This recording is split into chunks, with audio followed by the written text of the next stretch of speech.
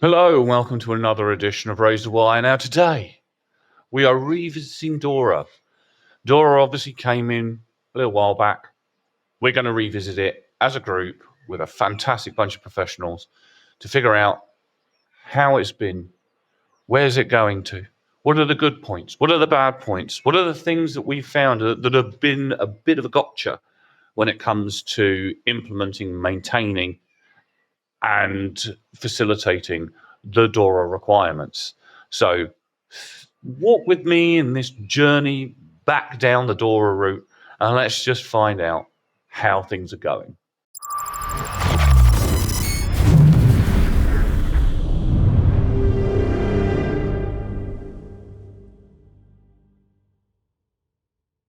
So, in order for us to revisit DORA, the effect that it's had, what we're seeing, I have pulled together some of the greatest professionals in this industry, some of which you've seen before, in fact, all of which you've seen before in various different videos, but I've decided to bring them all together.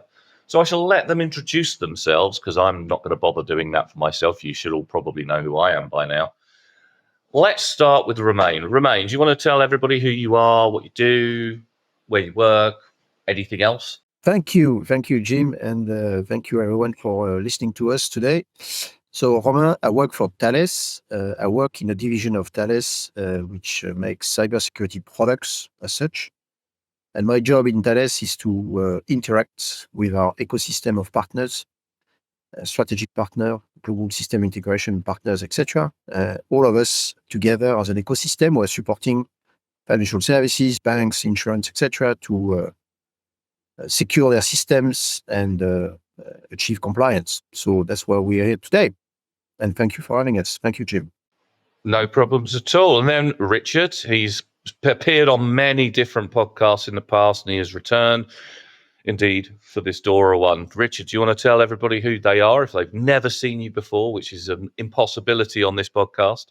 Sure. Well, good day, everybody. Pleasure to be back, Jim, and with some new esteemed guests as well. I'm Richard Cassidy. I'm a EMEA CISO for Rubrik. And really my day-to-day job is the standard CISO repertoire.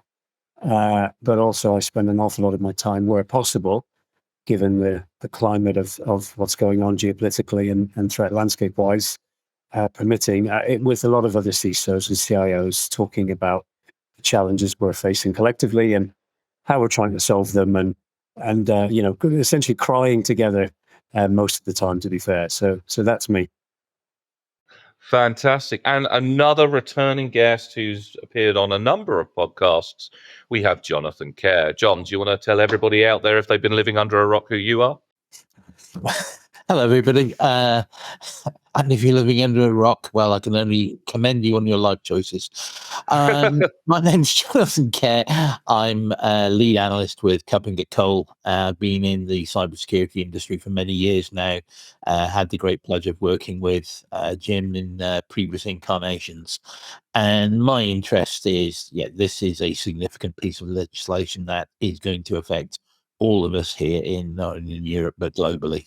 Fantastic. So, the Digital Operation Resilience Act, otherwise known as DORA, has come into effect, I believe. Well, it should have done because it was 17th of January 2025, and we are in 2025 last time I checked. So, how has it gone? Have we seen any activity? Have we seen anything going on with kind of companies who have come into breach of that, or they've got concerns? What are we seeing in the general market? I've seen financial institutions primarily are being forced to implement continuous monitoring rather than periodic assessments. So their SecOps has been transformed. Many organizations have discovered significant gaps in their incident response as a result of this initial client push, which is fascinating.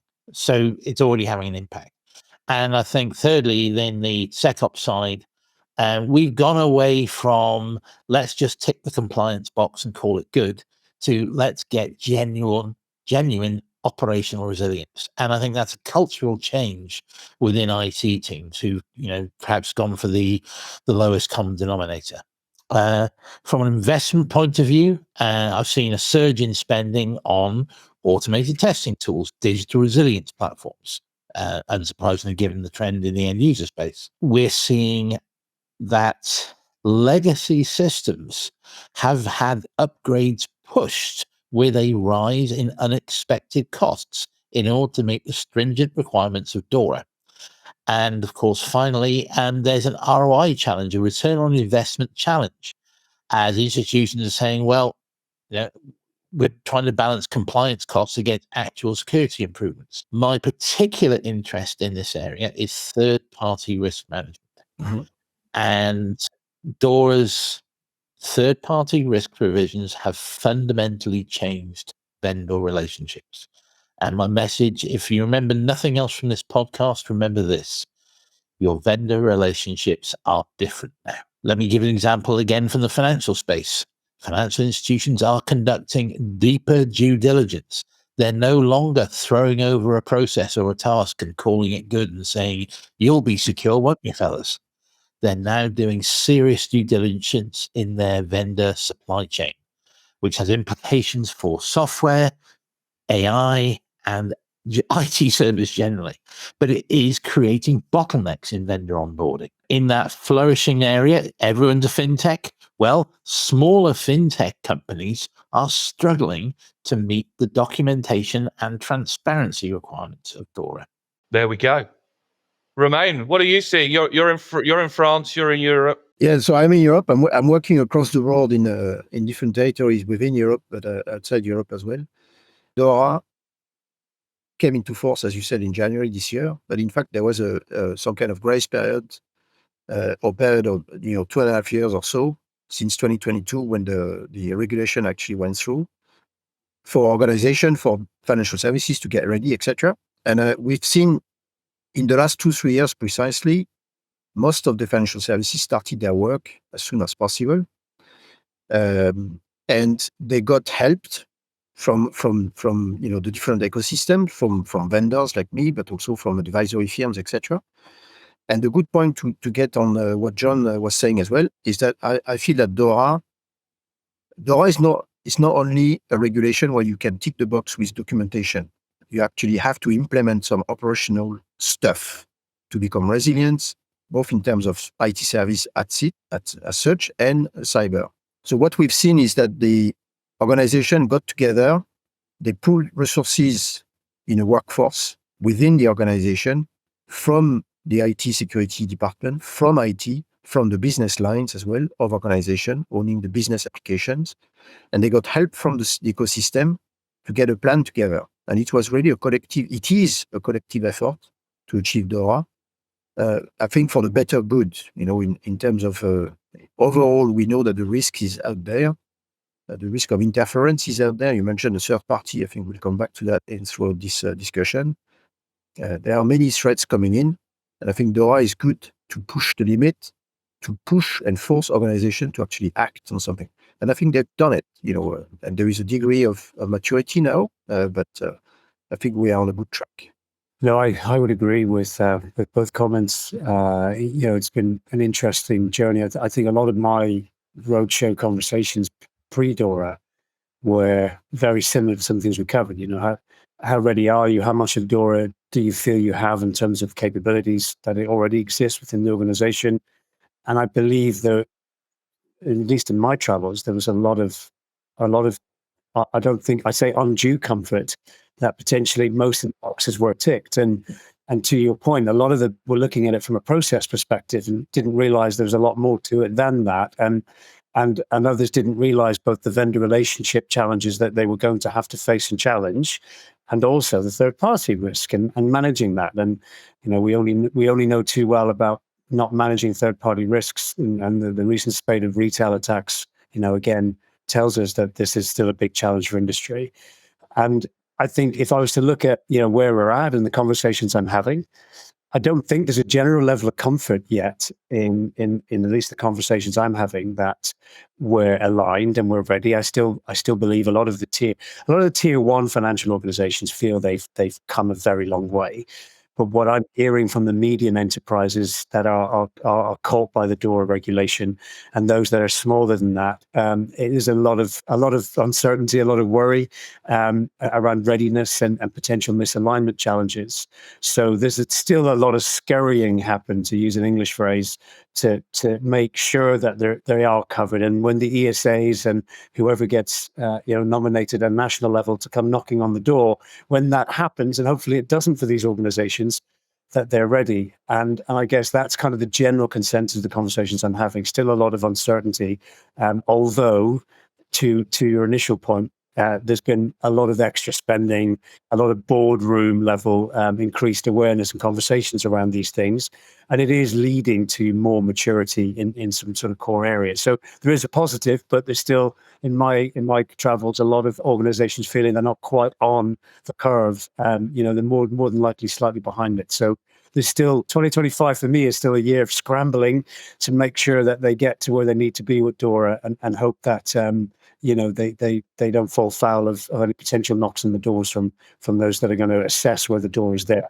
And realistically, I don't think that's going to happen anyway, because there's still a lot of things that haven't been ratified, and threat-led pen testing and all these things still have to kind of go through a process. So I do believe there's a bit of breathing space, but that, don't quote me on that, because anything can change with DORA. If we step back a few years back, before GDPR, when GDPR came in, there was many talks about yet more, one more regulation from Europe. It's just adding a burden on organization, etc. And I think there's been a transformational change happening over was it 2018? So 2016 was the date, and then 2018 the actual go date. In the last, let's say, 10 years overall, the concept of private, nobody would think today of having a system to process data without taking care at all of the protection of the data they're actually processing.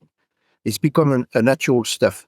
People are good, bad, there's maturity level, etc. That's different, but at least people have that in mind. And I think DORA, it's also a way for organization in the financial space, but if you look at NIS2, it's the same concept somehow beyond the financial space. It's all about, you cannot ignore the risks. You have to take into account your risks. You're relying so much on IT that your IT resilience and your IT cybersecurity resilience must be part of your business plan. You cannot ignore that. And I think that's the main education somehow of the last 6 months, is there. This maturity, the state of mind is changing, which is good. Do you think there's any business out there that aren't, painfully aware now that they are reliant on IT? I guess maybe some isolated, parts of heavy industry, but even they need IT so they can manage their place in a supplier chain. I think perhaps it's the underestimation of the human capital needed for DORA compliance. I think that we hope, or perhaps people expected, that it was just a case of buying a continuous threat exposure management product and calling it good. But in fact, what this has highlighted to me is there is a skills shortage. Digital operational resilience requires expertise, and there isn't enough of it. And one of the great skills, and I think this is where CISOs like Richard are so important, is that there needs to be a cross-coordination between IT, looking at the technical risks, or the technical vulnerabilities, perhaps I should say, and exposures, risk, looking at organization and corporate risk, and compliance teams. They're not necessarily all 100% aligned. Yeah, I don't. Your first question is: do you think there's still companies out there ignoring the risk somehow? I think tier ones. It's fair to say that any big, large organization would be risk conscious, at least. I think the maturity and the approach may still differ according to the maturity and the background and the sector you're in, the level of your level of exposure to the risks. I think the concept of the third-party risk management, that is something reasonably new. People assume, in the cloud, we talk about cloud shared responsibility model, but that was always a bit of a concept. And then people say, I understand I'm responsible for my, let's say, data in the cloud, but really what do you do about this responsibility? How do you demonstrate that you are accountable, that people fell short on that questions? And now with the third-party responsibility, which is clearly identified in things like DORA, people cannot ignore it anymore. They have to take the responsibility which is theirs. And I think that's a bit of a, even for top tier, tier one organization, that's something relatively new for some of them. We always joke that, the law is very slow to catch up with technical security requirements. Well, now it has. So now, as you say, we're all faced with this, strong responsibility, and we're in the line of fire now. One of the things, and I'm just a little south of you. I live in Portugal, so hello up there. I see that the proportionality requirement of DORA is interpreted differently by different member states. So what Portugal thinks is proportional is certainly different to Germany, Netherlands, La France, and the other member states. And I think that this scope of critical ICT third-party service providers, I mean, I would argue if I have for example, if I have a managed secrets environment from Thales, if I got one of your HSMs, that would make you a critical ICT service provider, with no doubt, and the similar services from Rubrik. But I think there is still this, what is the scope of what is critical ICT? Many organizations don't get this. They are everything or nothing. And I think also this requirement of reporting major incidents, there is still a challenge in what is a major incident? Is it is it a major incident if we lose one data record? If that one data record is a politically exposed person? Is 1,000 data records lost a major incident? Is it major if you lose bank details? Is it major if you lose my health details? Or, is it what? I think these are questions where people are going, we need guidance, I think, because there is confusion, there's disparity, and I say especially between member states, which I think is interesting. Yeah, Jonathan, I wanted to touch on the question you asked initially there, and you ended with some really good points around what have we seen industry-wise, at least what have I seen in my conversations with fellow CISOs and CIOs around, are they really prepared? Are they ready? Have they really understood the human capital that needed to be in place and still needs to be in place around DORA? And it may sound absurd to say it, but yes, in my travels, there are still organizations that haven't fully internalized just how reliant they are on IT, and particularly in the context of DORA. I know that sounds absurd, and it's not that they don't use information technology, right? It's that from the conversations I'm having, that they fail to see it as a mission critical infrastructure rather than a support function. And a lot of that depends on the type of organization. I often find with boards that are more seasoned, that are less technologically astute, that tends to be the view. Boards that are a lot more technologically astute, and that is becoming more and more of a thing. There's still an undertone of, IT is just IT, and my business is my business, and they don't really understand the fundamental, foundational nature of those two being super intertwined. But where it really is very true, and the failure to see IT as a mission critical part of what they do, and not just support function, is among the smaller financial entities. So certain insurance firms, for example, intermediaries, they often view IT risk as something abstract, in my opinion, right? Like a CIO problem or a problem for another department in the basement.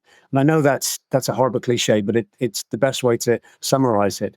And they're doing that rather than seeing it as a systemic operational risk. And, DORA does fundamentally challenge that mindset, right? We know that. It makes it very explicit that digital resilience is board level accountability, and not just this niche that we have to sort of shoehorn in like we did with other regulations technically. And the human capital is a great point, right? DORA, as we said early on in this podcast, DORA implementation isn't just a technology challenge; it's a human one. And the funny thing is, not funny, but funny as we should wake up and smell the coffee on this, is that the regulation mandates demonstrable capabilities. in incident response, in ICT risk management, third-party governance, as we've talked about, and advanced resilience testing.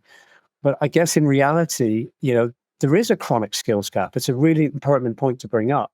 And towards the end of last year, there've been multiple reports, pick your flavor of four-letter consultancy or whoever it might be. But there's, between 40 and 50% of financial entities surveyed in multiple surveys have said that they've lacked internal expertise to meet the operation requirements of DORA. And this is especially in those areas like third-party threat-led pen testing, understanding third-party risks and managing them, contractual compliance, and lots more besides. I'm not going to list them all off. I would say beyond just the cyber skills shortage problem, you kind of have a multidisciplinary one to solve as well, because DORA does require collaboration across legal, across compliance, cybersecurity, vendors, as we talked about, and then crisis communication, to your last point, right? What is the crisis? One record, 1,000 records, is it that system that goes down? Is it not? A lot of organizations are underestimating, this kind of cross-functional uplift they're having to work through, and they're therefore under-resourcing it. So the human cost is becoming visible, to end on that point. I think the new challenge we're going to see with DORA, if the human capital challenge, and it's a hard way to put it, but the people challenge, is that we'll see burnout in resilience teams that are managing and maintaining DORA. There'll be a high churn, in my opinion, in cyber leadership, and a very big over-reliance on consultants to plug the gaps. And I'm not saying that's a bad thing. Consultants can be a good thing, but for some institutions, it can be a much more costly way to solve the problem had we not looked at it in the way that we've talked about. So I just wanted to touch on those two really good questions you raised, because it's part of the conversations I'm having around DORA. It is interesting, isn't it? As you say, there's a wider question of what skills do you buy? As you say, where you're using consultants, but what skills actually are now core skills in the enterprise? And incident response, everything around the whole resiliency framework lifecycle is core. And I think you have to, if you use consultants, you have to make sure that part of delivery is knowledge transfer. Very, very important. I'm curious though.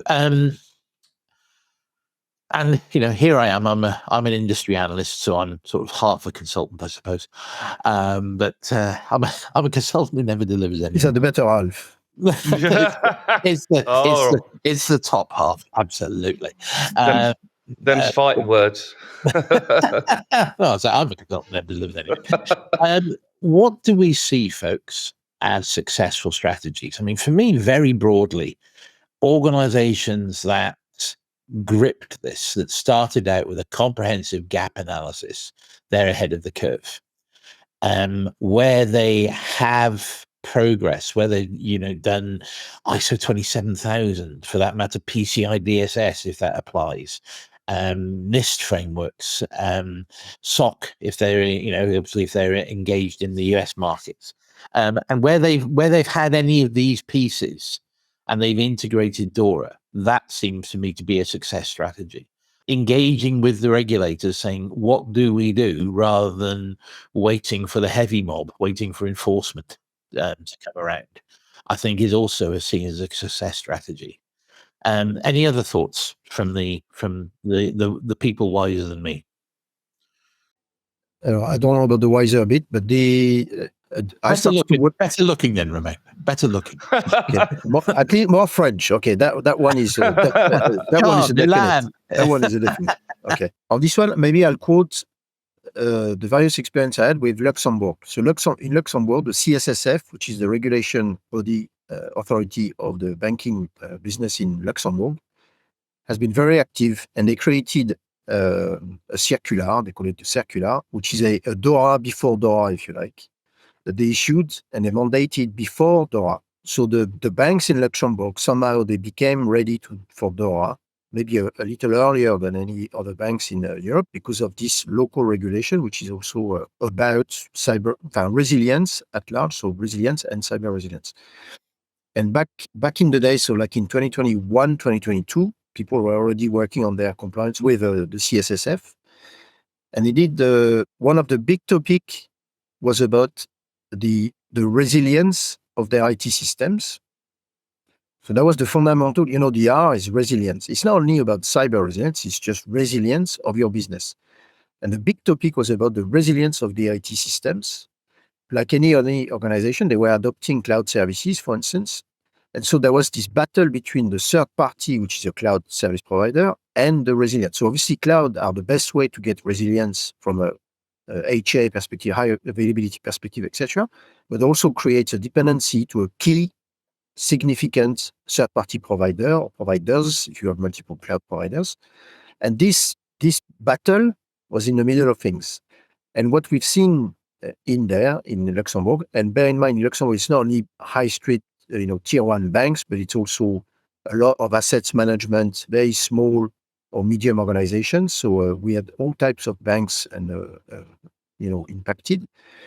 It's really the people that managed to sit down, do a risk analysis about the benefit they get from third-party provider like cloud to create, for instance, their backup system online so that, their system can break down and they still have some kind of recoverable systems, and the risk they were putting on a third-party provider.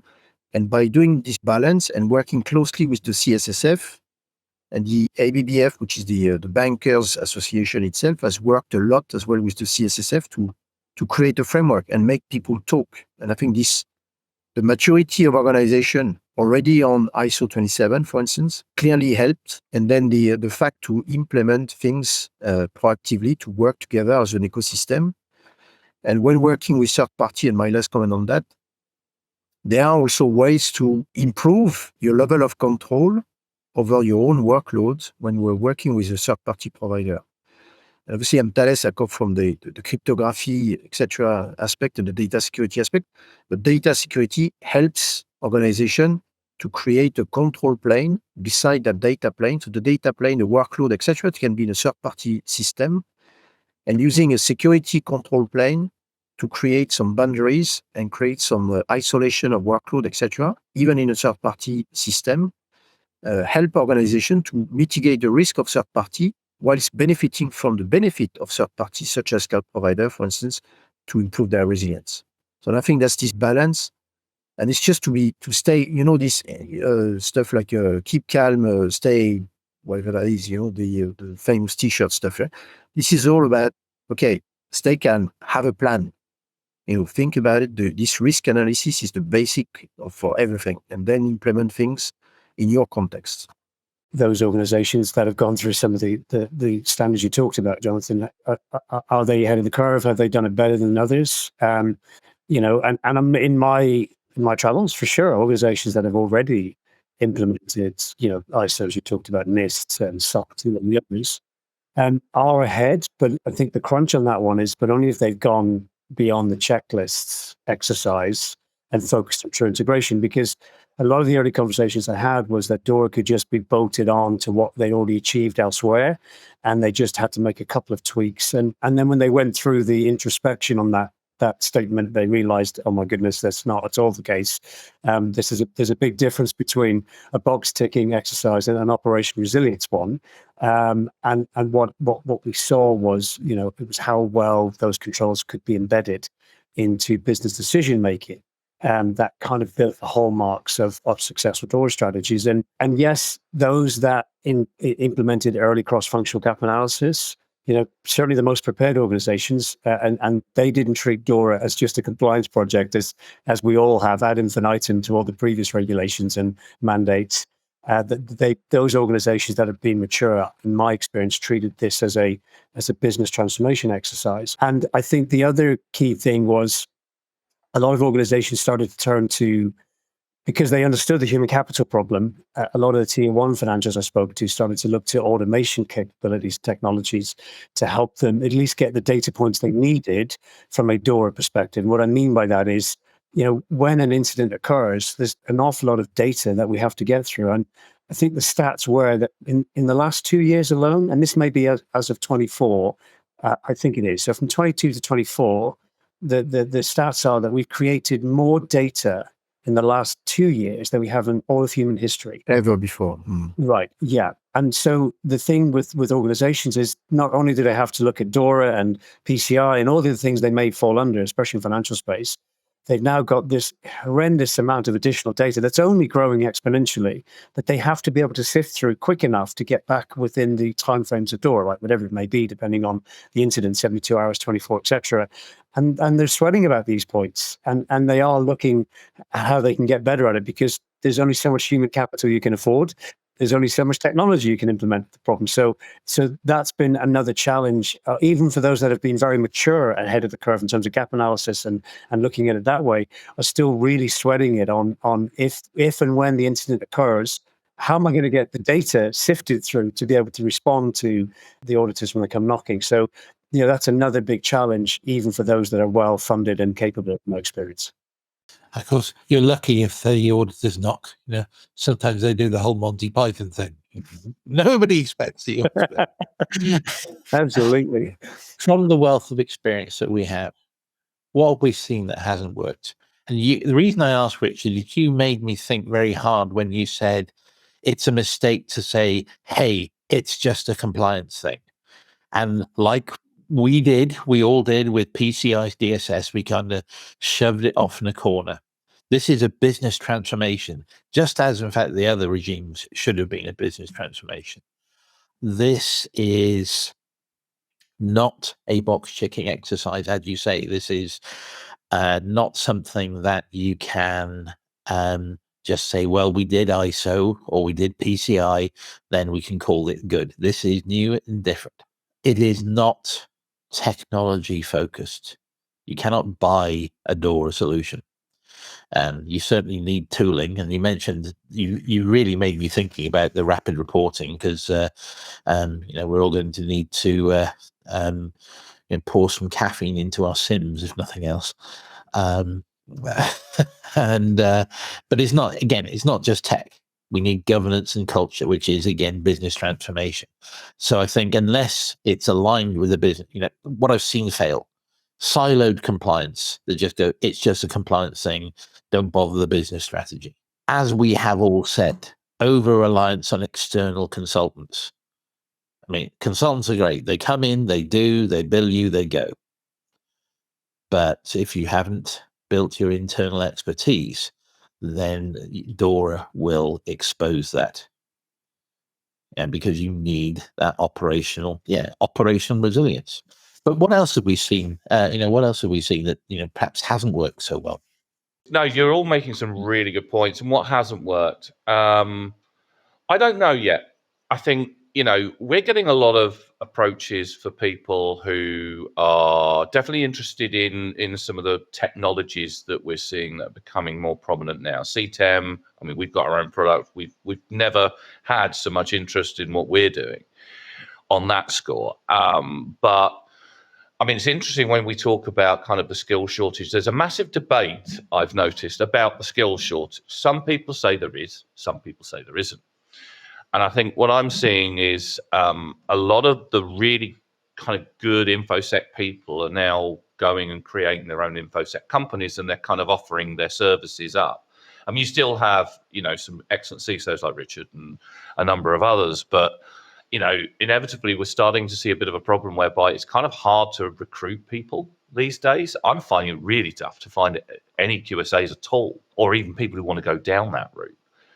Consultants as well. There's still some good ones out there and all the rest of it. But if I was a CISO trying to bulk out my team, I don't know whether there's a lot of people still out there. I think, we've had a glut of people who've been made redundant recently due to economic reasons where, there's been a bit of a blip of more people out there. But I mean, Richard, you're a CISO. I mean, what have you found with people understanding DORA requirements? I mean, is it, a lot of organizations seem to be thinking that technology can fix everything, and they don't need the people. And as John quite rightly pointed out, and Romain and yourself, incident response is important. Well, incident response, you can utilize tools and what have you, but it's not the be all and end all. You need the skills. And I'll be honest, I've got to be careful what I say here, because I've got a lot of clients in this space. I'm not seeing a lot of really excellent InfoSec skills that, are naturally being brought on board to organizations who are recruiting people like that, which is why I think a lot of people are using consultants now to train their staff who have been brought into a job, because we did have that skill shortage after COVID. There was that weird kind of blip. Obviously, people weren't at university. Everybody suddenly decided they wanted to change career. A lot of the high-end InfoSec professionals decided to retire at that point because they'd, seen what it's like to sit in a garden and chill out rather than being shouted at from across the boardroom and accused of various different things. So we're in a kind of funny little state. But I think, going back to what John has said, hasn't worked. I don't think businesses quite realise what they're getting into with DORA. I love DORA personally. It fixes a lot of the problems you see with ISO, PCI, where it's viewed as checkbox. But with DORA, there's no box to check. You have to show that you're resilient. You have to show that you're taking security seriously. And it's about bloody time, I'll be honest. I did the usual, right? I say the usual. I put a business case around it and metrics. It wasn't just police work, and I have some more around resources. I knew what was coming in terms of a storm, but I had to justify where those resources were going to be focused and why that was important to the business, and why I didn't have the skill sets within the existing departments, and that took a long period of time to kind of fight. But I'm not the only CISO that had that problem. We all collaborated on shared reports and all sorts of weird and wonderful graphs to get the board behind it. But it's still a challenge. There's no doubt that I've had to, and other organizations have had to, leverage retrieval augmented generation and sort of AI systems to speed up some of the more mundane black and white stuff around the regulation piece. And that's great, because that's allowed me to get the right data to the small teams I have to be able to provide the outcomes. And I'm sure we'll touch on that in a moment. But to stick on the question that Jonathan's asked is what's not worked well around DORA implementation? There's a couple of key points. Those, as we said, that treated DORA as a pure compliance exercise. Well, that was a big red sort of cross. I think there's a lot of assumptions in my travels that DORA was just another checkbox regulation, and just map it to ISO 27001 or NIST and update some policies and job is done. And that was genuinely the view, for coming right up to the middle of 24. And that approach entirely missed the spirit of DORA, which is about operation resilience under real world pressure. And this is the thing, it's not just about control and documentation. And I do still see that mantra and that approach to things in a lot of organizations. It's still a scary sort of psychological view of things, but it is just a reality. So I hope that's going to, filter out as the months and quarters go by, but that's still out there, that thought. And what will happen is those firms are going to start scrambling as they realize that when the regulators expect evidence of functional readiness, not just theoretical compliance, which ties really nicely into the over-reliance on consultants. You remember the movie The Martian? I'm going to science the crap out of this. I think a lot of organizations felt they could consult the crap out of DORA without building internal capability. And the result is, as we've said, and this is not to consultancy houses are super important. They always will be. So I'm not bashing them, but you get beautiful documentation. But if you don't do it right, you don't get real organizational understanding, no real ownership, no real resilience under pressure and tested in the way you need it to be done. So you need to put the pressure on the consultancy houses you're using to have those outcomes. But then that relies on your CIO, your CISO, your risk officer, if you've got one, all in a room together agreeing on this.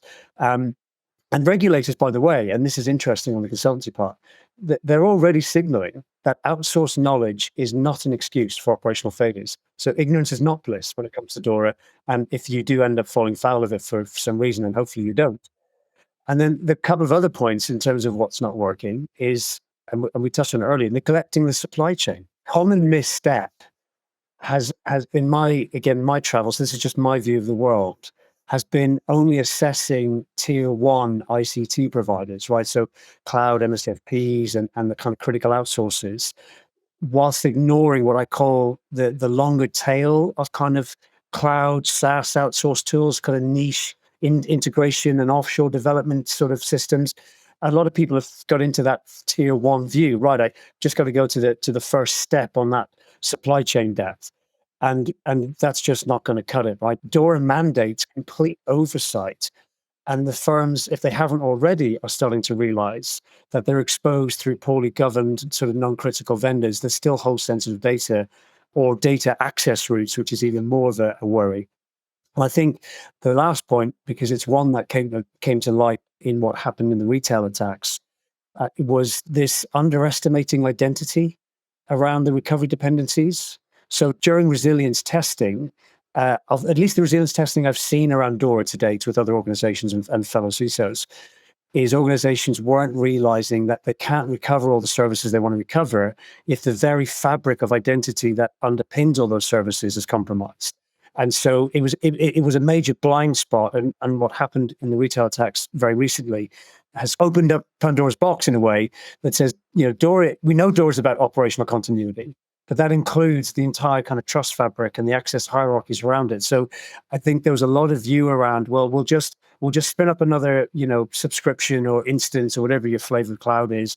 We'll just, bring up those databases, those applications. We'll rehydrate the data, and off we go again with Active Directory and all the things that sort of service all of the tools that we use. And that just isn't the case, because there's some very specific steps you have to go through.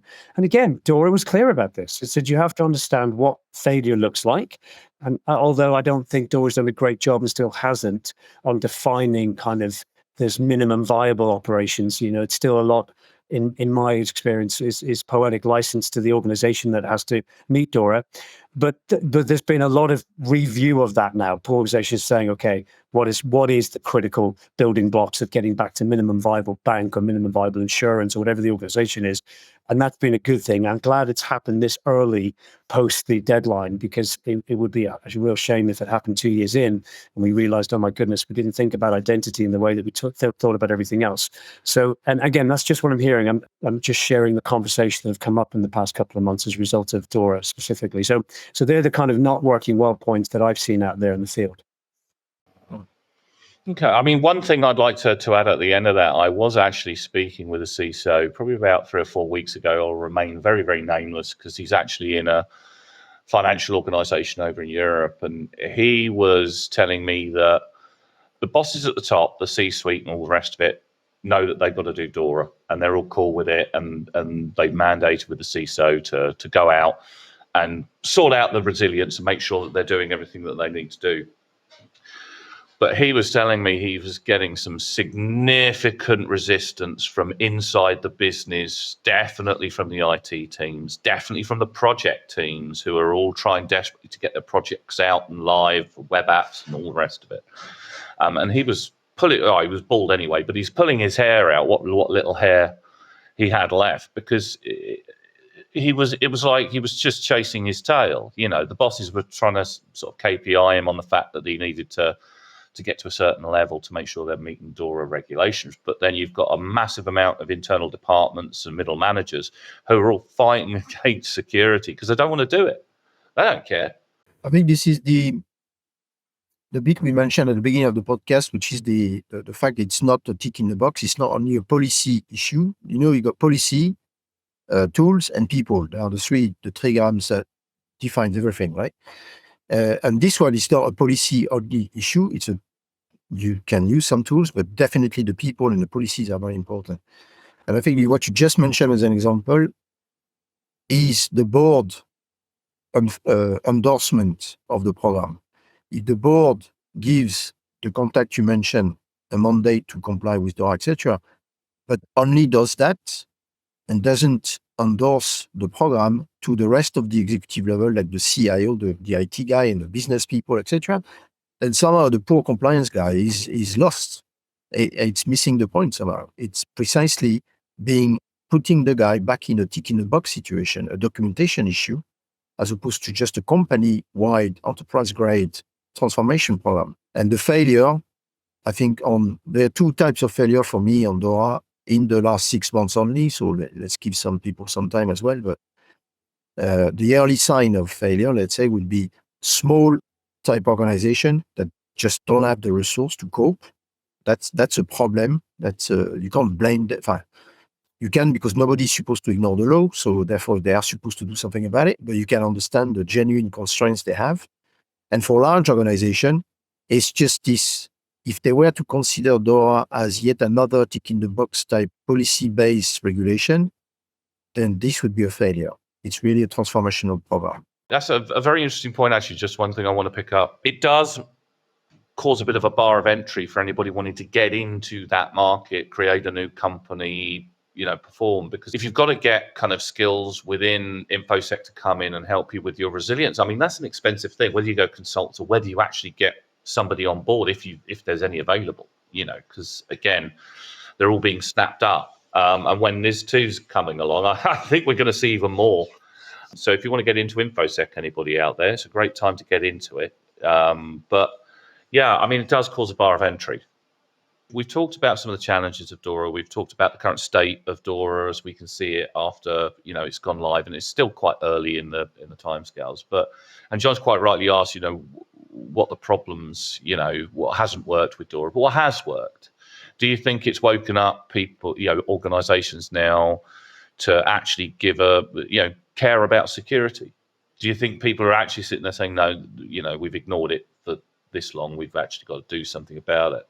I mean, what are the wins? We haven't seen any substantive change in cybersecurity except where it has been driven by compliance. I had someone in the US Secret Service tell me that, in their view, the thing that PCI DSS did is it did focus the attention of organizations that would other have been very blasé about their data security.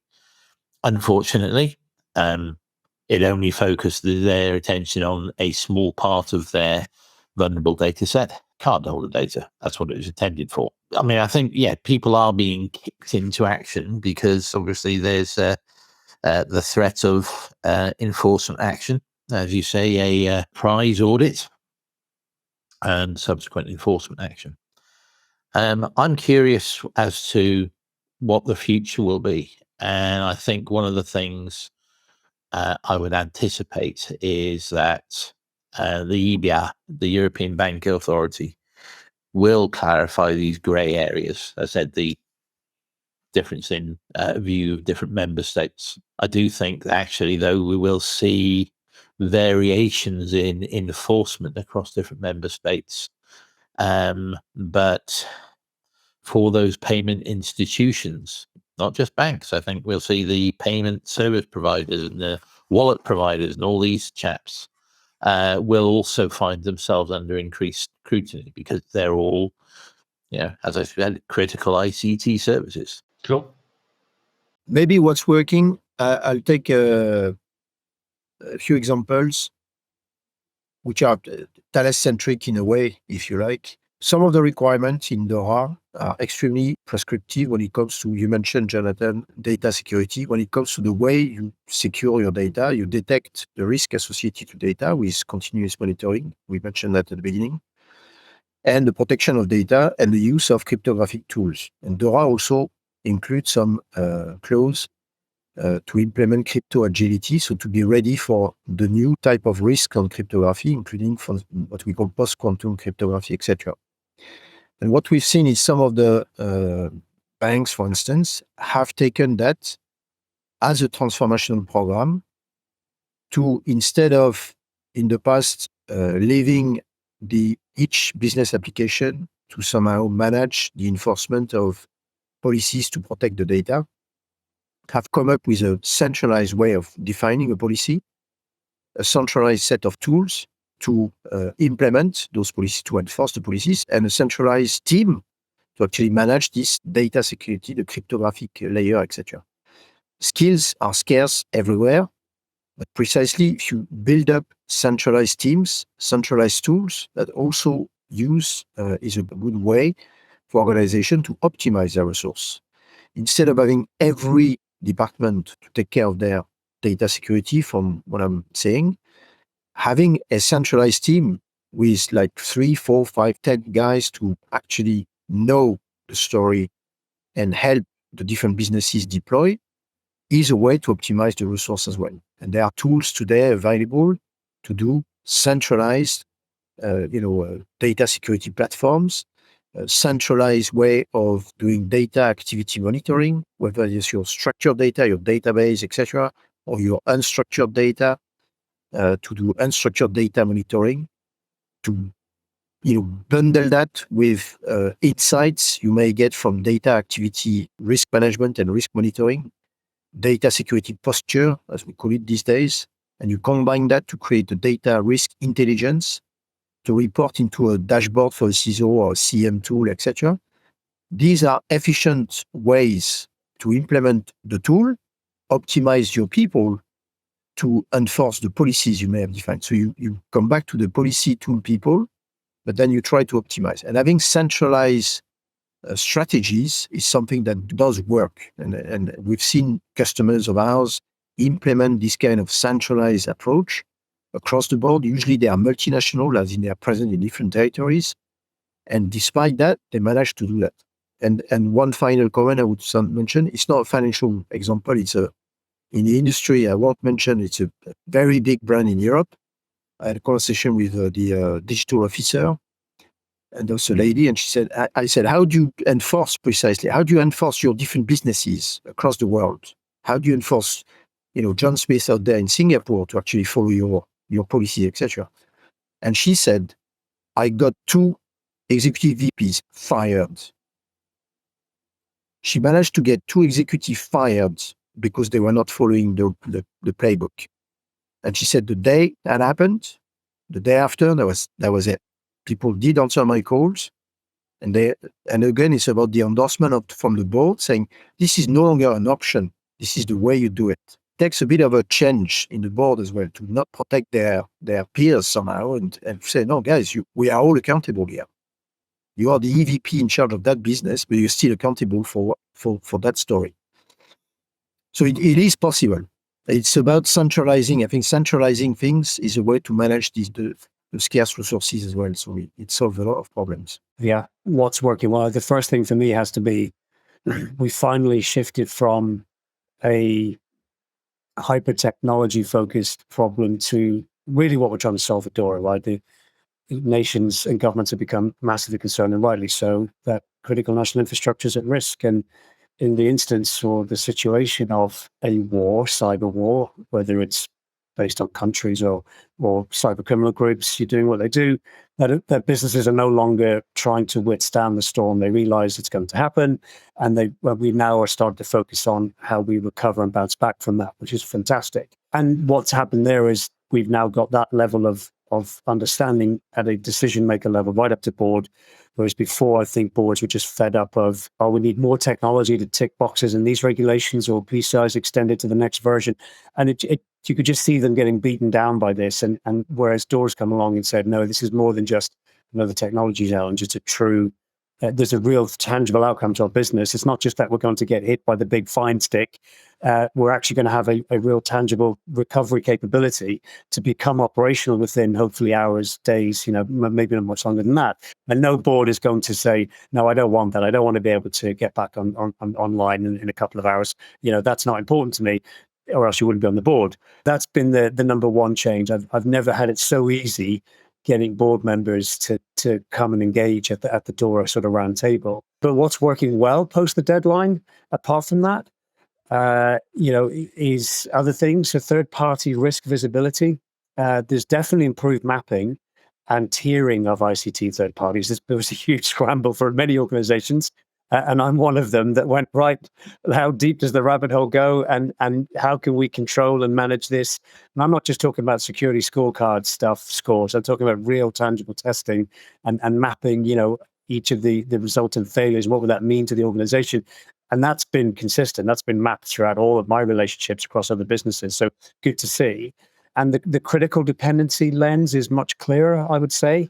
So there's more businesses rationalizing vendors and improving exit strategies as part of DORA's outsourcing requirements. So now they're able to really test whether they're getting the outcomes they need. And they're asking the right questions now, thanks to DORA, which is great.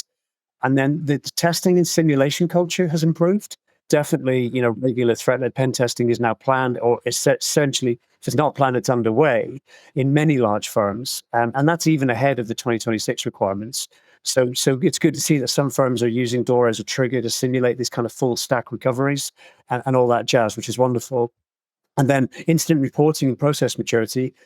I'm going to say that I think we're better, but I also have seen some horrendous situations, terrible manual process still in place. But I do think there's goodness from my conversations, at least, again, my lens, there's lots of financial entities now have near real-time reporting workflows for major incidents. There's lots that don't, but it's getting better. And at least firms are engaging proactively with regulators to classify these kind of thresholds and streamline reporting protocols. And the last point, I think, is the cultural shift, right? There's been a wonderful, and I'm so glad finally we're here, this cultural shift to resilience thinking. So DORA really has kind of expedited the mindset shift from prevention centric, as I mentioned early on, to resilience centric ops. And it's good to see that resilience is no longer just the IT's problem. And it's funny, the amount of CISOs I've spoken to that have gone, I don't manage resilience. That's the IT team and they're based here. And it's like, are you kidding me? Your job relies on that function being absolutely stellar. How can you not have your fingers and toes in every aspect of that? But that was the problem in 23, 24. And my conversation, at least in 25, is there's much more embedded sort of enterprise risk functions across the business from a DORA perspective. So everybody cares about, the resilience, and it isn't just the IT guys in the basement and girls that are doing things. So, last point, a bit of tongue in cheek, but there you go. Fantastic. And John, anything last to comment on that? I'm hopeful, as you say, that we will see the accent on business strategy and transformation rather than more and better testing and instant response. So I'd like to see the business strategy change.